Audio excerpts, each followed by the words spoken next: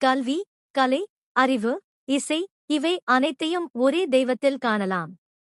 அவரே சரஸ்வதி தேவி. ஆனால் இந்த தெய்வம் எப்படி தோன்றினார்? எதனால் நமக்கு கல்வி கடவுளாக புரிகிறார்? இந்த வீடியோவில் சரஸ்வதியின் உண்மையான தோற்ற கதையை பார்க்கப் போகிறோம். தோற்றம்: பிரம்மாவின் சக்தி. பிரம்மா உலகத்தை உருவாக்க விரும்புகிறார். ஆனால் அறிவு இல்லாமல் அவரால் செயல்பட முடியவில்லை.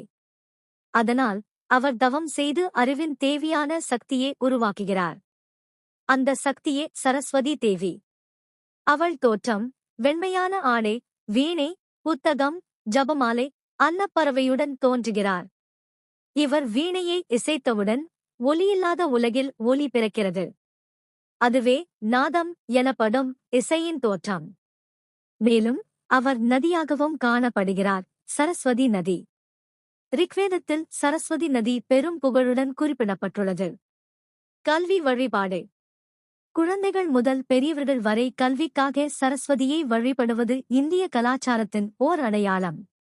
வித்யாரம்பம்: குழந்தைகள் எழுத்தை முதல் முறையாக எழுதும் நிகழ்ச்சி. வசந்த பஞ்சமி: சரஸ்வதி பூஜை சிறப்பு நாள்.